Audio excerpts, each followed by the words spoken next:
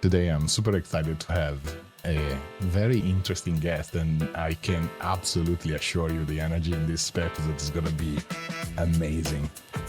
I've been following Brittni for a while now, and she's such a interesting, creative, but also an expert in the design sprints and creativity and content management, such a polyhedric creative. So I'm super excited to have her in the podcast. I really don't know where this is going to go, and we just need to figure it out. My name is Gianluca Cinquepalmi. You're listening to GLC Live, my podcast dedicated to business design. I'm an educator, design entrepreneur, and best-selling author. This show is dedicated to designers, creatives, and entrepreneurs that, like me, want to inspire, challenge, and disrupt their industry. In this episode, Brittni Bowering. Ciao, Brittni. How are you? Thank you for being here. Ciao! I'm really happy to be here. Thank you for having me. So fantastic to have you. So, Brittni, like I was saying, you are a very eclectic creative, and you do so many things, and it's so amazing to have you here. You've been working for AJ and Smart in doing creative workshops. You are a content expert on the internet. You are a comedian. You're a podcaster. So tell us a little bit about yourself. What do you do, and how can you juggle so many balls? Gosh, when you line it up like that, it really reminds me how many things I have going on, or how many things I'm doing. And I don't always recommend that to people. I am trying to project, to encourage people to have a little bit more focus in their work. And through that, I'm like, Brittni, get yourself some focus, for gosh sakes. But anyway, I guess if I were to sum up what I'm doing right now, what I do professionally, I would call myself a content strategist, a workshop facilitator, and a comedian. Awesome. Although I feel silly calling myself a comedian since it's been so long since I've been on stage because of the pandemic. It's all been pretty much at a standstill. But I still identify as a comedian. I'm still, I think it's important people know that they're not going to get a super serious person when they interact with me. But yeah, I'd say that sums it up. I do a lot of different things, but they're all kind of around, I think you did such a great job of describing it. It's all kind of around creativity and stuff. So that's what I love to do, and I like to have fun while I do it. So that's kind of the vibe. So how did you start this passion for comedy? I mean, I don't have that passion, but I've been on stage either as an educator or doing speeches and stuff like that. I wouldn't define myself as a super serious person as well, but I know how hard it is. So in reality, comedians are tough.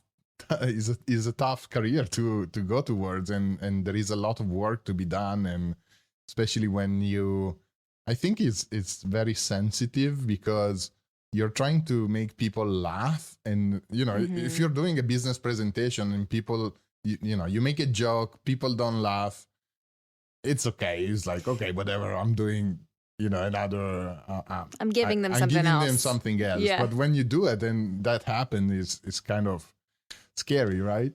It's literally the worst possible thing that can happen when you're doing stand-up comedy, for nobody to laugh at your joke.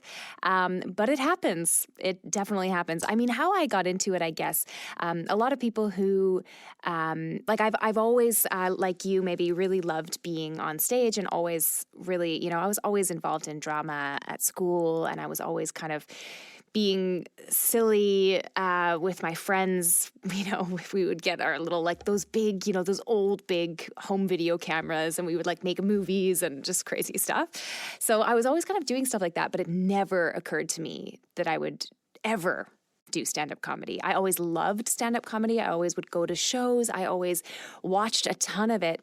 Never for a second thought that I could do it myself. And then it was a friend of mine, actually, who kind of suggested it when I was at a show with her. And she was like, maybe you should try doing this. You're always you're always telling stories and making people laugh, when we're together. And I was like, yeah, I guess. I mean, at first, of course, I was like, absolutely not. What, are you crazy? And then the seed was planted. It was like this weird thing where I was like, well, if I did do it, what would I do? And I started writing Yeah. a set for myself. And I was like, well, I'd tell these stories and I would talk about this. And I started writing it all down. And then I did it. And the first time I did it, it was the best feeling, I think. Like, I still haven't had that feeling again. It's like, it's almost like a drug. Oh, You know, wow. you do it and Yeah, you're like, it's I'm like still the adrenaline rush, right?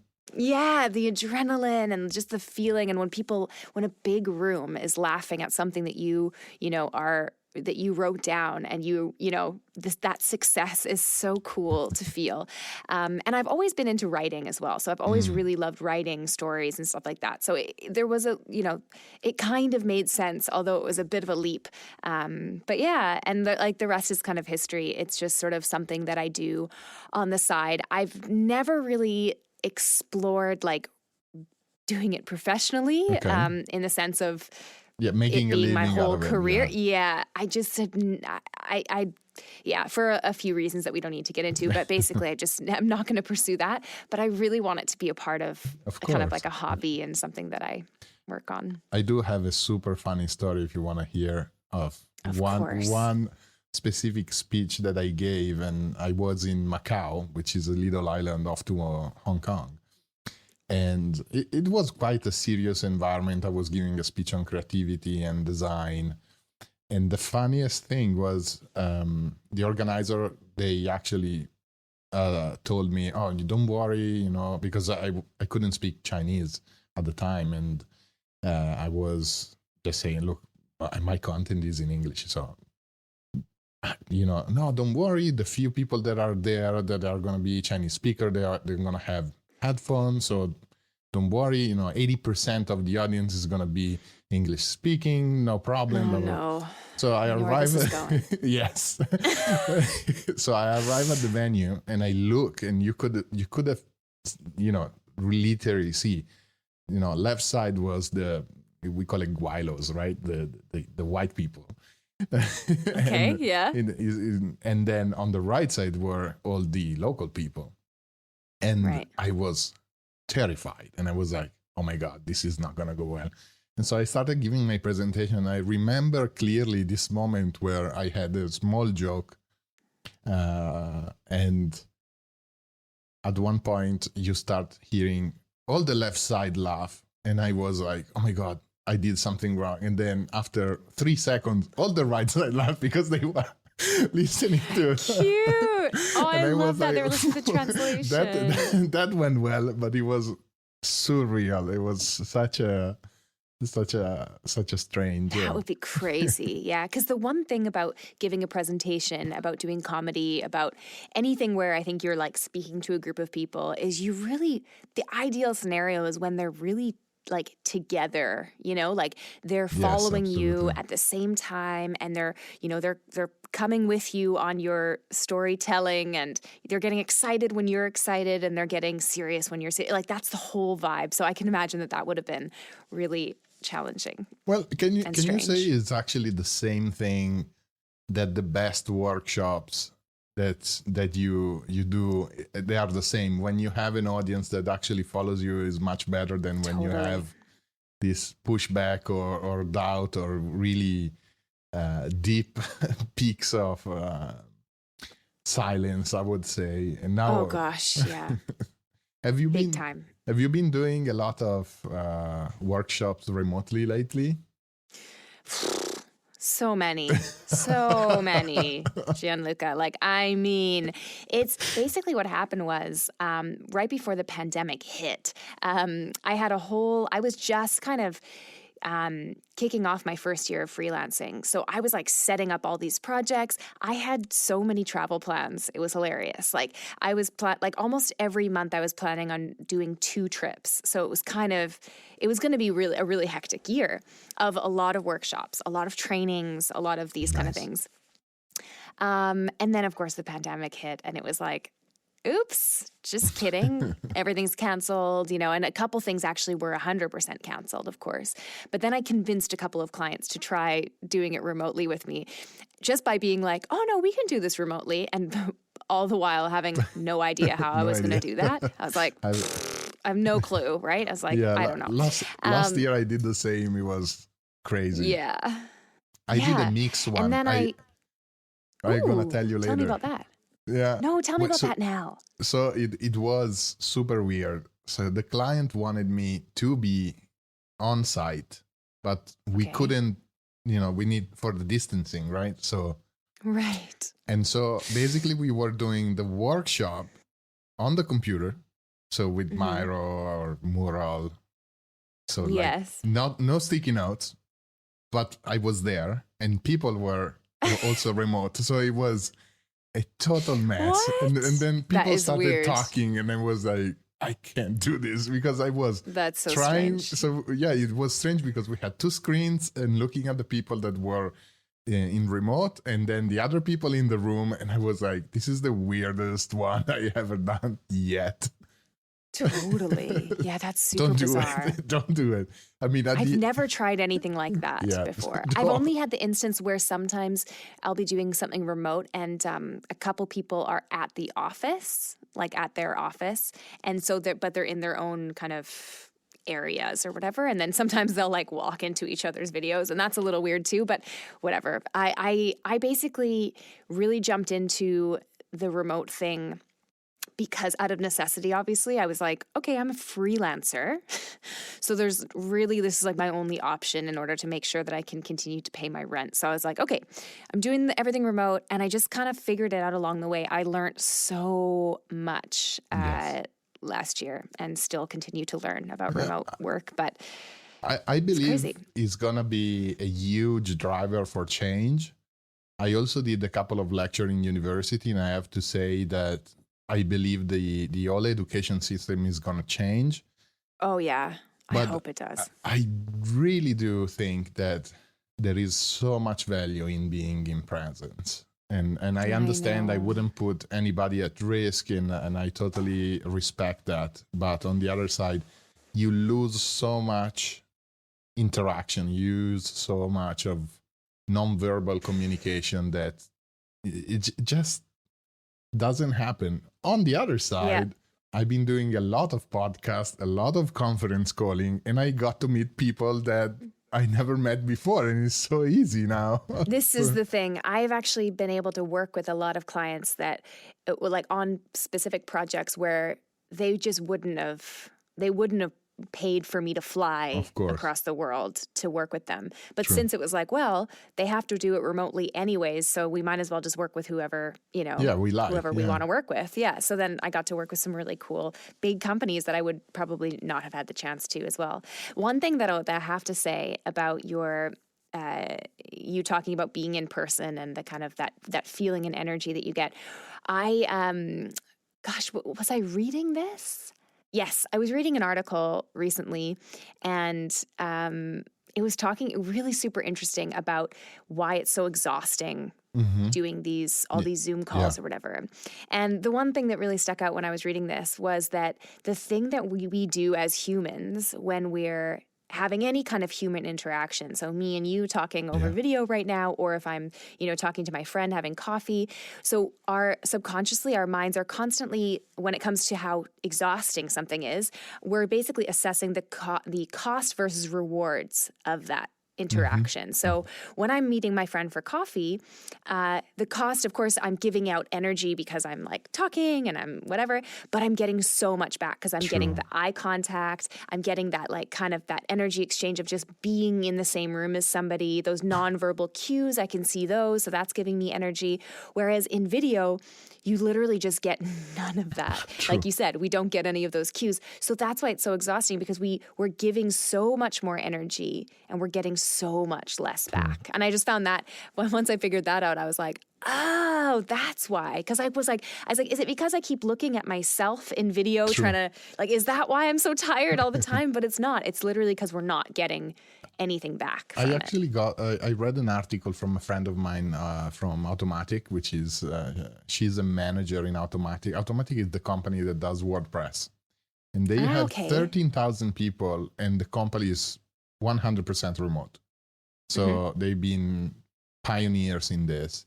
And she wrote this amazing article about, the fatigue and the stress. And one of the suggestions that my friend gave was actually to turn off your own screen so that you don't overthink. Because if I'm looking at you, but I'm not looking at me, I'm not truly concerned about, oh, how do I look or how do I sound, etc. So this was an interesting insight. But I still want to see you. So what I would do then maybe is I would like change, instead of turning off my screen, is I would like change it so that I can only see your video or something. Like move the window. I should do that actually. Oh, there we go. I've moved the window now. All I can see is you and not myself. Perfect. Interesting. So tell me a little bit about your experience in AJ and Smart. I mean, one of the internet sensation of design sprint and design sprint workshops. So that was my job. So I'm happy that we are an internet sensation because that was one of my jobs. So it's a small agency, still is and was when I was there. So a lot of us, wore multiple hats, as they say. Sure. So I had basically two main jobs. One of my jobs was to travel around the world and run trainings and help people learn how to do the design sprint, how to work a little bit more effectively with each other, more efficiently, yada, yada. That was really, really cool. Such a cool opportunity, getting to work with such cool, like big clients like Twitter and Google and Lufthansa and just these companies that were just sort of, to me, I was like, I'd never work with those companies, or I never thought I'd get the chance to anyway.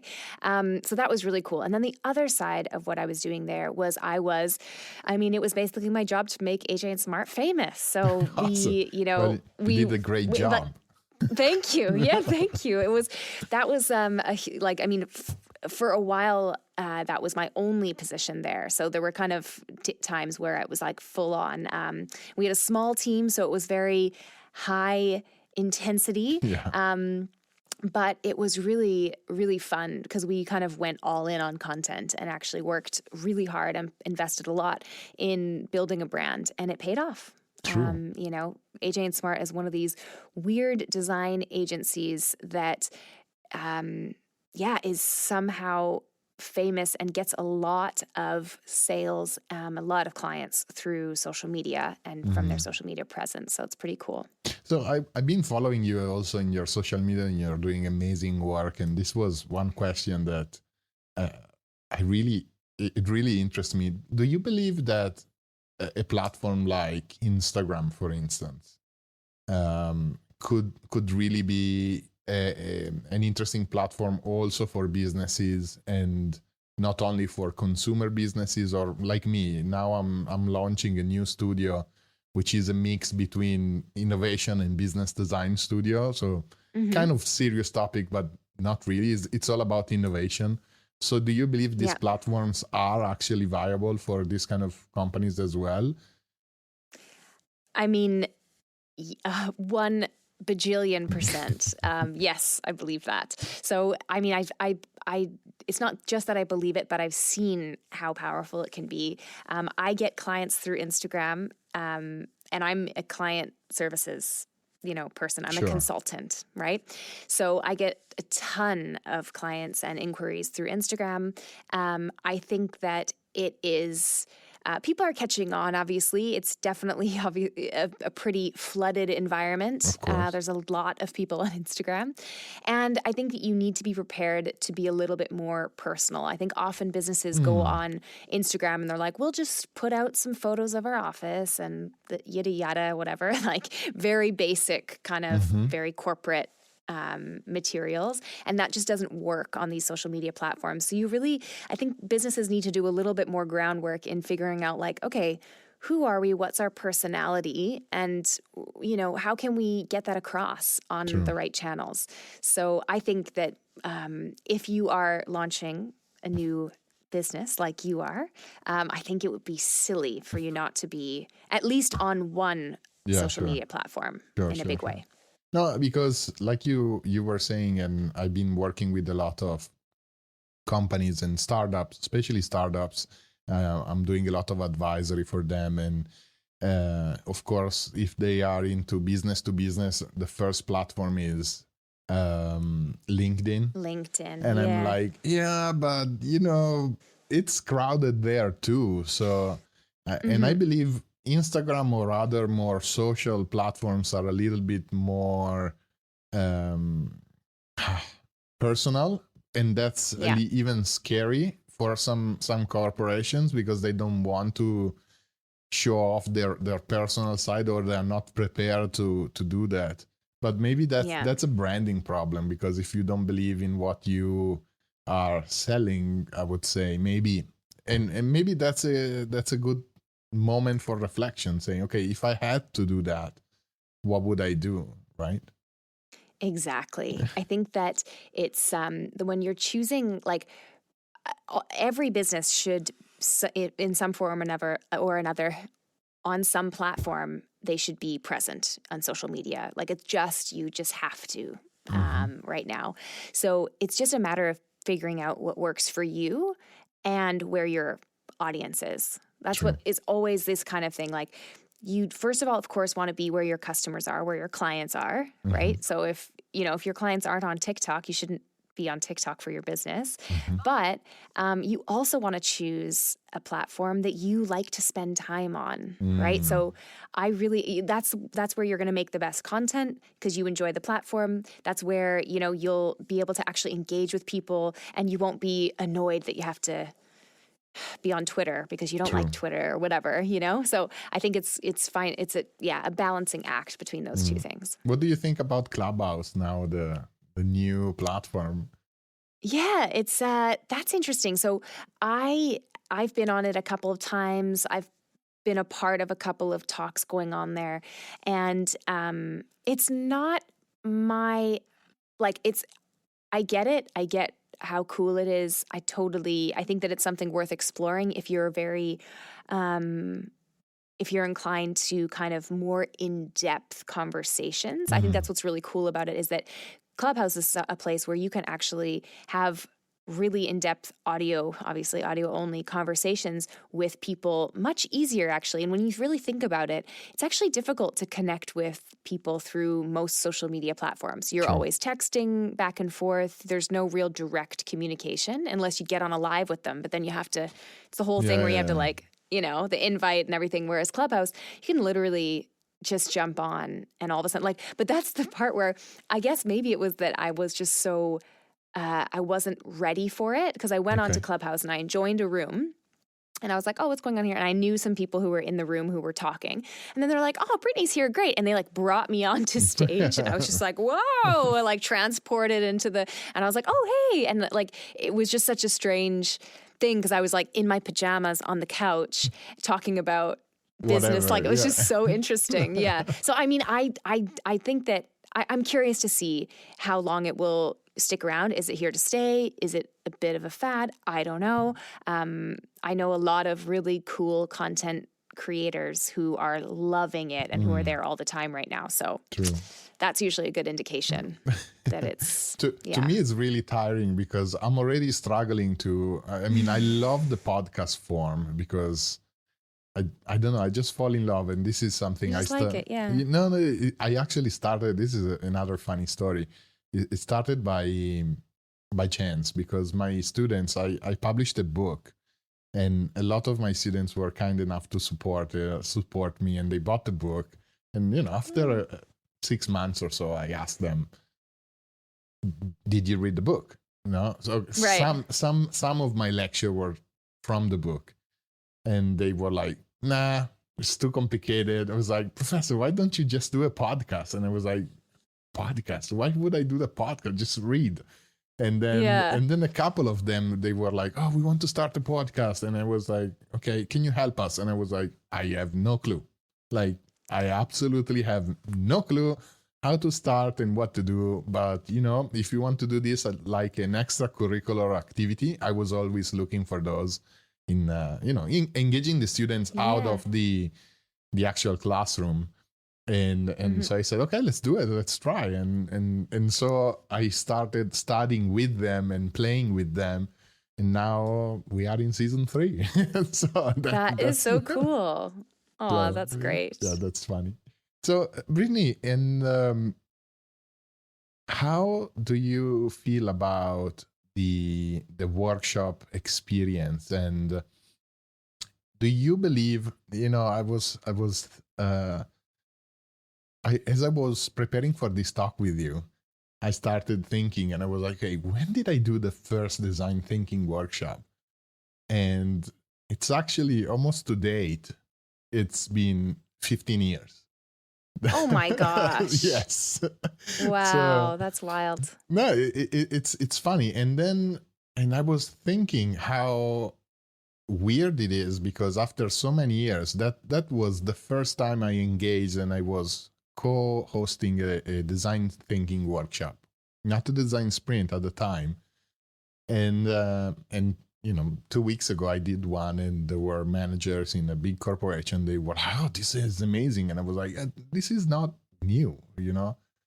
But and I feel also this pandemic also kind of fast forward this experience that people needed to be more creative because they get into a little bit of a slump. Yes. The way that they were working totally changed, so their rhythm changed completely. Not going to the office, or going twice a week, or doing a really different dynamic. I think in a way it changed the environment, so people started kind of looking for alternative new ways. Can I be more creative, etc.? So what's your take on that? What's the power of these creative workshops, design sprints, in your experience? Whew, I mean, big one, right? I've got a lot to say about that. Okay, I'm going to mute my mic now. Yeah, exactly. Just give me the floor. Here we go. No, I do have a lot to say about it because I'm such a big believer in workshops.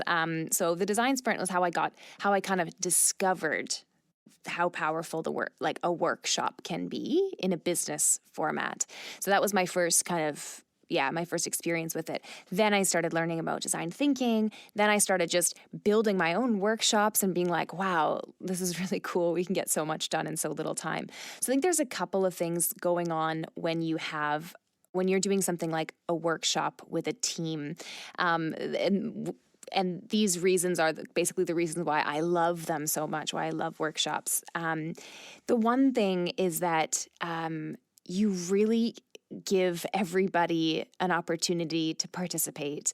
And that is something that I just think is so important because I'm a pretty loud person and pretty boisterous. So I don't usually have a problem getting my point across or getting my idea heard. But there are a lot of people who aren't as loud. And I think it's, the amount of times I've been in a workshop and I'm like, I've got such a good idea. And then I see someone else's idea, someone who's usually a little bit quieter, who just kind of maybe does more thoughtful thinking, comes up with an idea that's just mind blowing, right? So I think it's so important that sometimes we take a little step back from our average sort of meeting environment where it's like, anybody else have anything to say? And and it's just always the same people talking and bringing ideas to the table. So that's the first thing where it's like, let's give everybody the chance to talk and to contribute.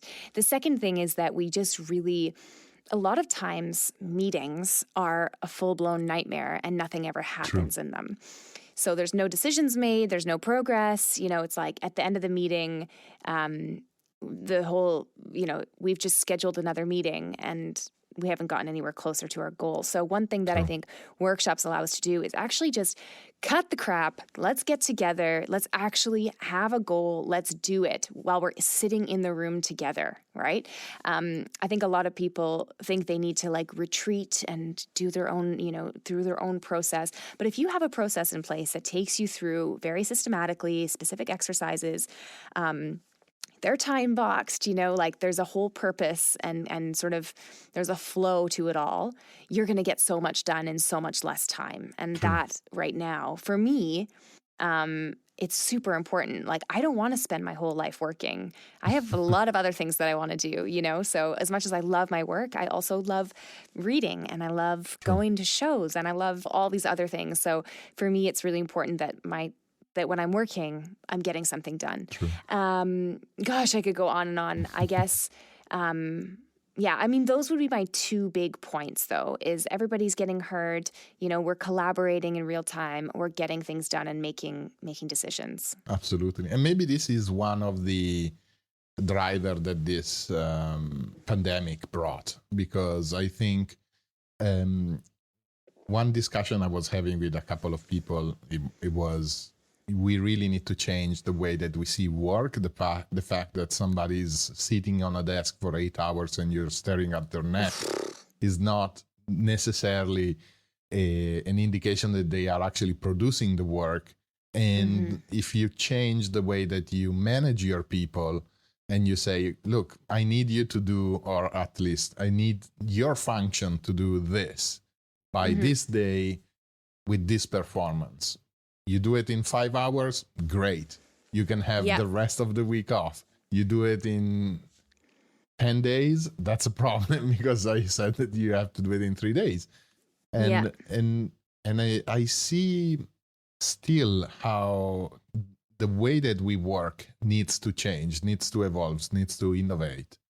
And maybe the first step is beginning with something as simple or as effective as a design sprint or any kind of creative workshop, because as we move along in the fourth industrial revolution, we will be less inclined to do repetitive work, but more creative work. So if if you can sit down and in 2 hours really figure out the problem. And I was watching, what was I watching? This was amazing. Or I was reading something. I was reading this passage from a book from Daniel Pink on persuasion. And he was saying that in the era of data, we have to shift from problem solving, which in many cases, if you can figure out the problem, somebody somewhere has already solved it. So you just need to figure out what that problem is, to problem finding. That's the difficult part. So identifying what is the problem that is holding you back, that is not making you perform the way that you perform. Because, and I was thinking about this and I said, it's true, because, at one stupid example, I bought a new camera and the lens that I bought was not doing the thing that I wanted, because simply it was too tight. It was a 50 mil instead of a 60 millimeter, so I didn't have enough space. And so I just Google it, and I was like, okay, how do I fix this? And they go like, oh, buy this adapter. If you have another lens, put it together. And I was like, that's exactly it. Most of the problems are solved already. Yeah. You just need to identify what is that specific problem that is holding you back. And that's the most difficult part, because once you identify the problem, you will figure out a way to solve it in one way or another. Let's put it this way, right? Then there are more sophisticated way to do it, more clumsy way to do it. But I see a lot of corporations and a lot of companies that are suffering because they are not identifying what their problem is. And maybe these are the power of workshops and Totally. I mean, I think the cool thing about workshops is it's really promoting the kind of human aspect. So a lot of, like, of course, design thinking and even design sprints involve touching base with the user, right? With the person who you intend to present this to at the end. So, and I think that's so powerful to get those insights into when you're building something, creating a service of whatever kind.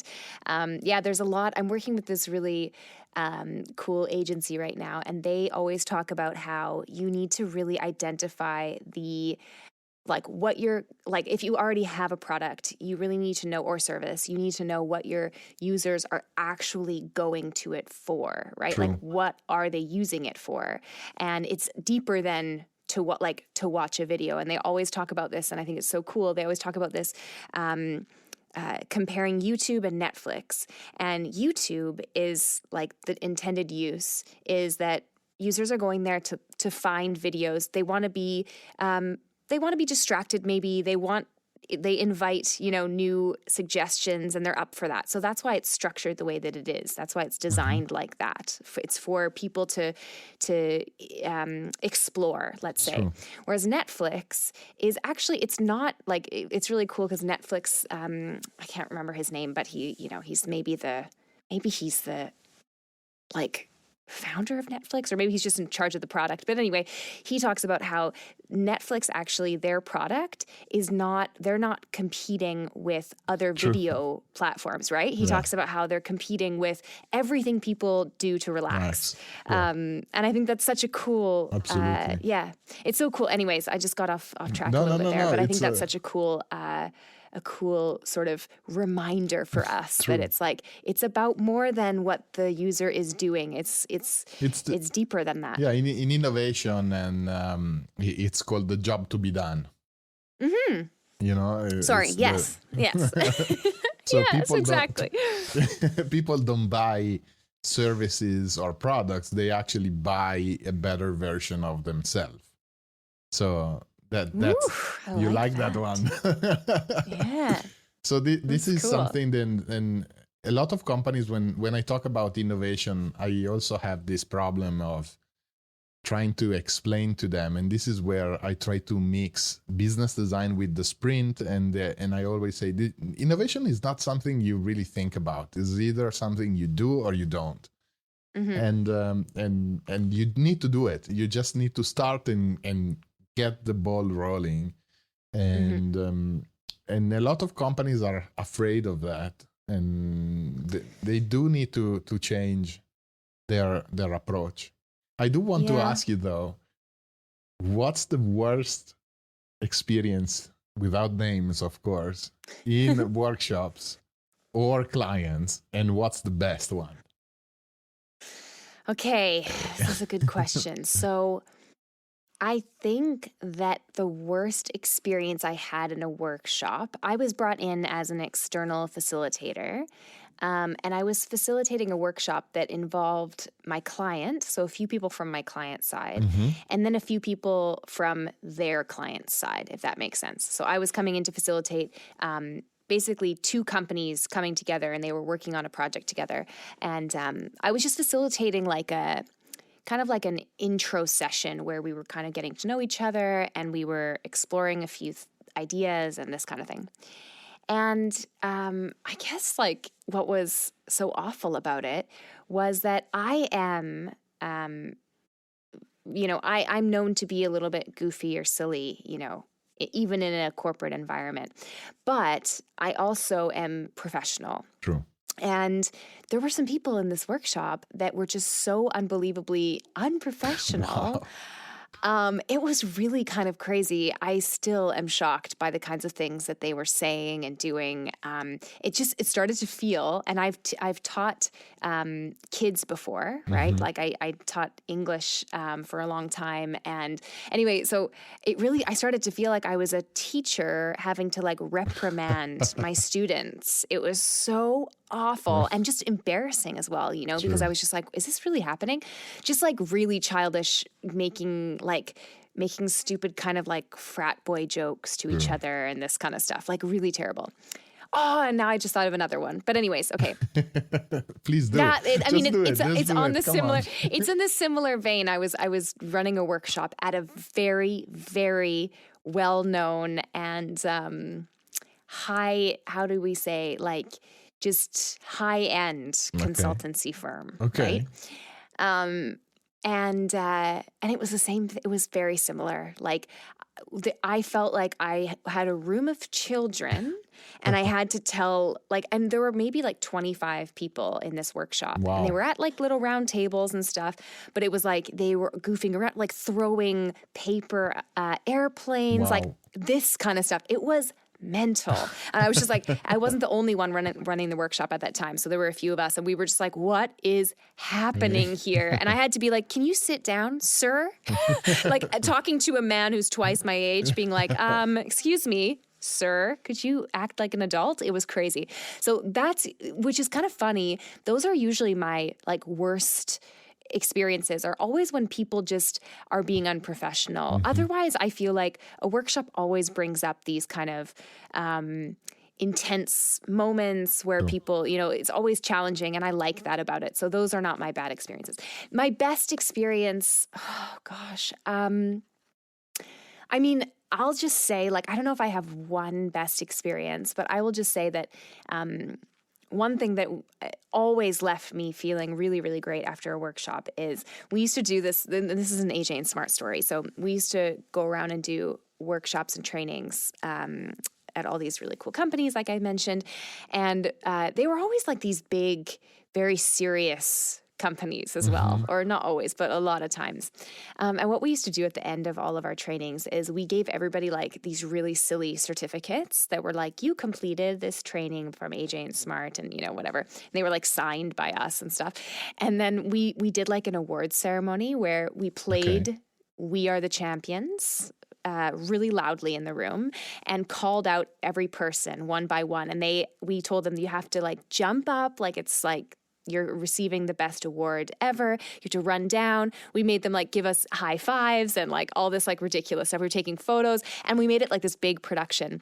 And I remember every time we did this, people were laughing and they're having such a good time. And these are people like often in like German corporate companies, where they're like in suits and whatever. And they got so into it. It was so fun.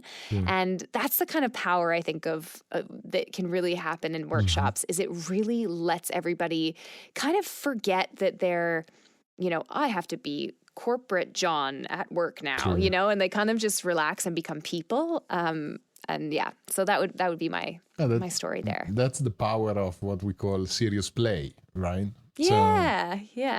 And I feel maybe one of the things that is always misinterpreted when we try to, and I'm trying to make sense of your experience, because either people take it, how do we say, don't take it seriously. So they think it's a moment of, somebody paid for us to have a small vacation. Yeah, exactly. Or on the other side, when they realize what is serious play, they really figure things out. Because I always try to share this little thought, I would say, anecdote. If you look at kids when they are playing, like toddlers, they're very serious. They don't laugh, they don't jump. They are very serious. They are very, very concentrated. And the big difference is that let's say you watch, and I often, if I have the chance, I do this. You watch them, you observe them, and let's say they are doing construction with Lego or something. Yeah. They are super serious because they want to figure it out. They are super serious because they want to figure something out. Yeah. And that's the part of serious play. But when they don't, and this is the big difference when we grow up when we are kids, when they don't make a big scene out of it. They just start over. It was like, okay, this didn't work. Fine, let me try something else. That's right. Yeah. And I feel that in work today, and this links to business design and growth hacking and the kind of innovation that I'm trying to coach to these new leaders, is you don't have to feel that failure is a demonstration of incapacity. Let's put it this way. Okay, you fail at doing something and this means I'm stupid. It's not like that. It could be that you didn't dedicate enough effort to enough attention, absolutely.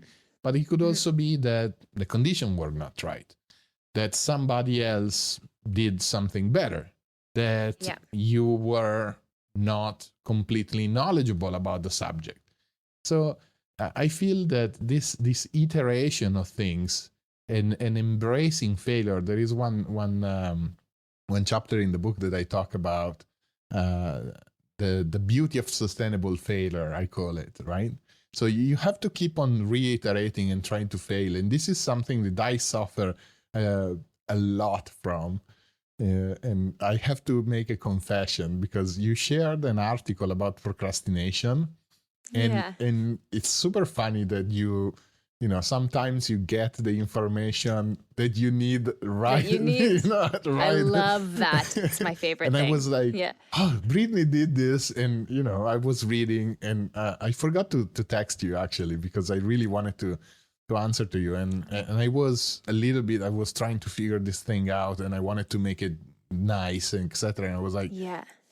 there is zero chance that I'm gonna make this thing nice because I never done it. It's like zero chance. And the more effort I put in trying to do this the right way, the worse is, I was just delaying and procrastinating, Exactly. and trying to find that little And piece then the of bigger you're yeah, like wanting it to be even better the yeah, longer you procrastinate, exactly, right? exactly. It Oh, was the yeah. worst. And then at one point, I was like, I don't have a beat, but screw Yeah. it. And I was like, it's gonna be shitty. It's gonna be shitty, right? And in 1 second, like honestly, something that I was procrastinating for, I don't know, 2 weeks, in 4 days, I was like done. And I was like, it's shitty, Awesome. and it wasn't as shitty as I thought. And it Yeah. wasn't, of course, it wasn't as good, but at least I've done it once. And in the process of doing this, I learned, and I was like, okay, Yeah. next time I don't have to do this, and next time, and this is something very practical as well. Like I'm trying to figure this video setup thing, and I bought the wrong thing because I put something on my desk, and then and I bumped the desk so the camera moves, and it was like, that doesn't work, and Yeah, it's yeah. stupid things, but you learn. There was zero chance that I could have known that by reading the exact same problem that I had. And Totally. I did it, and I was like, okay, I wasted €25 on a desk arm. Okay, fuck it. Oh, well. Yeah. So, Great. Yeah. and really, Cool. how do you think? How can we give an advice to the companies or entrepreneurs or directors or creatives that follow us on one best practice in either, I let you choose, either on the workshops or on content creation, or if you want to be super generous, you can do both. I actually, one thing, this is something that I've just been thinking about a lot lately, this one sort of special thing. So maybe I'll talk about that because I think it kind of crosses almost everything. Let's do it. And I think that one thing, and I know like I'm truly trying to do this more or as often as possible, and I think that more people should do it, is think about ways, like I think it should be a best practice for us all Sure. to think about ways that we can like shoehorn a little bit more of these highlight moments into our work, into our, colleagues' lives, into, whatever. But like for me right now, that is my big thing because I think like it's all I'm thinking about because life, in certain parts of the world, life is still like we're still living in a pandemic. We're still, it's very, can we often be a bit dull. It can be a bit mundane. We're doing the same things all of the time. And one thing that I've learned that really works for me in so many sides of my business. So whether I'm running a workshop, whether I'm making a video, content, something for social media, whether I'm having a meeting with a client or doing coaching calls of some kind, I'm always thinking about what is the highlight here? Like what is one thing that I could do in this scenario that would leave people with a little bit more energy or would be something that people would comment on or would be like, oh, that was so cool or what, whatever, right? And I think that we should all do that like a little bit more, especially right now, because it's just otherwise, True. Why? You know what I mean? Like, let's make it a little bit more special. And I think that when it comes to client services, we need to think about those things a little bit more often. How can I make my client's experience with us a little bit extra special? What are some actual highlight moments? You probably, of course, have read the book, Power of Moments, or at least maybe you've heard of it. Yeah, it's like amazing, this book. Chip and Dan Heath Yeah. are the authors. I don't know if So, I read that. I read Made to Stick and Switch. okay. Is Yeah, it the yeah, latest one? yeah. Hold on. Power of Moments. Let me make sure that it's Chip and Dan Heath and I didn't just give you the wrong. That It's would be okay. terrible. We are going to put it in the. That's why the beauty of podcasts. We can do show notes. I love it. Right? Exactly. Show notes. So, but basically, they talk about how you need to really think about. So, people in general, when they have any kind of an experience, they can have a really mundane experience, like really average. But if there's one really great thing that happened in that whole experience, like whatever, it can be very small, they actually remember the entire experience as being really great. Absolutely. So it's something that is really, Chip and Dan Heath, that's it.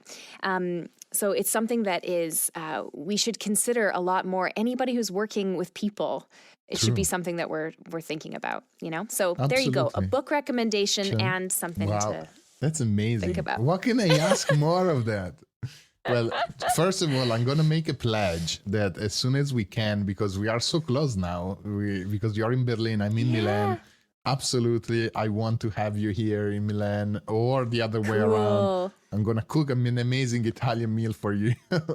Oh my gosh, that would be incredible. That would be so awesome. Yeah, and I have a couple of students down there up there in Berlin, so I'm gonna come and visit them soon. Perfect.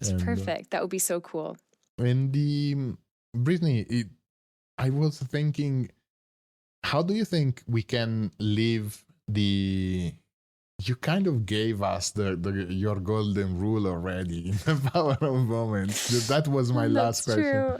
Now, Okay. the last thing is, do you see how even more canonical corporations, or actually I want to drive this to another direction, which is when it comes to your experience in helping brands through content, right? So let's say I'm trying to launch. One of the struggle that I have is I get, you're running the business, you're trying to do a lot of things, and sometimes content creation becomes daunting, or you don't feel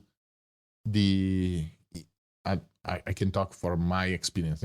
Either you feel that you are giving away too much, and which is not the case, or you are, you want to make things perfect, and then you say, it's going to take me so long to do the video, or do, should I start a YouTube channel or not? Or should I stick to what I do, or whatever? So what are your advice on this? So funny that you ask that, because I just did a webinar last night that was basically all about this exact problem. Because these are what you were describing. These are exactly the kinds of issues I'm dealing with all the time. Yeah. What a surprise. So the thing, like, I have a lot to say about this topic. I could literally talk for 45 minutes about it. But I think that some of the things that I talked about last night that I think are really poignant or would really help in this kind of situation is realizing that as a B2B, if you're looking at B2B content, you need to remember that, because I think that we have this whole idea of like, okay, when I put something out on social media, it needs to get a lot of likes, it needs to get a lot of views, it needs to, blow up in order for there to be an impact. Right? In order for me to get closer to my goal, it needs to, explode. And that's something that really doesn't need to happen, actually. If you're targeting properly, it's not about reaching a ton of people. True. Especially if you're an agency that's, you probably can only support a certain amount of clients. It's really just about targeting the right people and getting their attention. So I think that we have this idea. And it's, of course, been ingrained in us, this whole like counting likes, counting followers, yada, yada. It's dangerous because you will lose focus really quickly. You'll feel anxious. You'll just give up because you feel like you're not getting anywhere. And that's probably right when you were about to really get somewhere, Yeah. you know? So I think that you need to reframe the way that you see content. The other thing, of course, is that you need to make it a priority. That's like goes without saying, obviously. You need to set some time aside where it actually where you can and enough time that you can actually get something done, but not, of course, it needs to be enough, not too much time that it's going to really be so daunting and so, it's going to take up so much of your precious time as a small, Sure. business owner. So, that's another thing that you need to think about. For me personally, if I don't have like a solid plan in place for myself, it's just not going to happen. So I'm a big believer in like getting started and just going for it, and don't worry until you have the perfect plan in place. But when it comes to doing content and having, releasing things regularly and actually, seeing these things happen, I need a plan, and I need it to be feasible even in my busiest weeks, right? Absolutely. So I think it's super important to do that for yourself as well. You need to be a little more strategic because you don't have a ton of time. So you need to be strategic about the topics that you post about, the things that you're talking about, your talking points. But yeah, there are so many things you can do, and you don't actually need to do that much in order to really see the benefits. So I think that's the biggest misconception. And I just launched my content lab. Did you know that, Gianluca? I didn't it's know so crazy. that. That's amazing. We are going to link Yeah. that into GLC Live on the podcast Cool. with Brittni, so you can get all this wonderful content that Brittni wants to share with us. And if you are really, really, really tight in time, you can always just give her a call and she will figure that out. That's amazing. Right? Yeah. And jumping on what you were saying, first of all, I want to know more about your content lab, or what you were saying is the famous article, from Kevin Kelly, 1,000 True Fans. Now we believe that you need to have 10,000, 1 billion followers. But in reality, if you do have that 1,000 people that truly, truly, truly care, and he makes this example that those 1,000 people are the 1,000 that, they drive cross country to come and watch you play. He was making this analogy of a music band, and they are the ones that buy the special edition. They are the ones that buy the T-shirt at every concert. So big time. Is that basically what you were saying, right?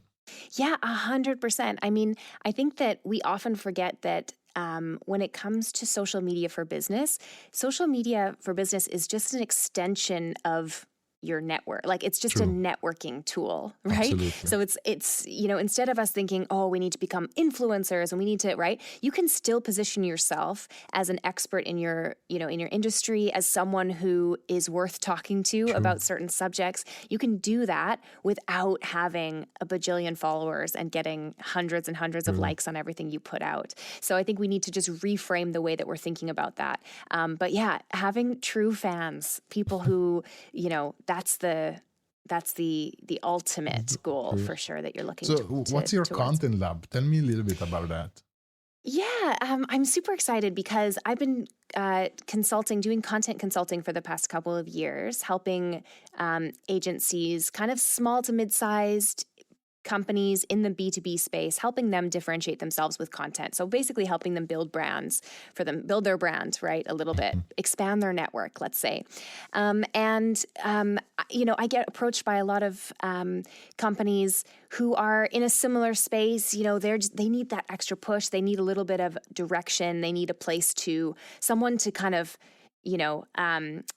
just help them along, give them a bit of coaching, a bit of consulting as they're kind of going through this whole journey. And so I realized, what would be super powerful, not only because, of course, I only have so much time in the day, so I can only, it's nice to turn what I do into a little bit more of, something scalable. But it's more than that, really, because actually what I've found when it comes to content is when you have this kind of accountability with like a group of people, whether it's even just one person, or maybe it's a small group, you are really going to be pushing yourself a lot more than if the only person who's kind of asking you how your content's going is yourself, right? True. So it's really kind of this, basically a program that takes you through building your own content strategy. So based on your own business goals, what you want to get out of it, you create your content strategy and plan. And then it includes basically 3 months of really in-depth content coaching with me in kind of small group environment. Awesome. Where we're rolling out your content plan, and we're like, as it's going on, you're getting this kind of real live coaching as it's happening. So that's one thing. I did not want to build a course that no one's going to watch the whole thing and it's going to be a total, whatever. People will buy it, but it's not really going to change anything for people. I wanted to build a program where it actually would impact people, motivate them, and actually be helpful. So that's what I released yesterday. Wow. Believe it or not. Oh my gosh. We are going to link that. Absolutely. Brittni, Cool. it was absolutely fantastic having you here. One last question then, because you basically responded to the golden rule. Is Jake really funny? Jake Knapp is literally one of the nicest human beings I think I've ever come across. He's so kind and so gracious. And, I know he comes across like that all the time, but that is actually just what he's like always. And he is funny, but he has that kind of like dad sense of humor. Oh, do you know really? what I mean? And he'd be the first one to tell you that. He doesn't have an edgy sense of humor, let's just say. I would love to have, which makes him even more likable. I would love to have him. I would love to have him on the show. That would be so fun. You might be surprised. You should maybe reach out to him. Yeah, maybe. I'll try. You should. You totally should. Yeah. He's very, very nice. Yeah. Brittni, thank you so much. I'm a super fan of yours. I'm following you. Your content is amazing. So if we want to follow you, where can we find you? Where is the best place? Either on LinkedIn or on Instagram. And it's just my full name on both platforms. Awesome. So yeah, either one. So it was so nice. What a nice conversation. Thank you so much for having me. Brittni is at Brittni Bowering, BrittniBowering.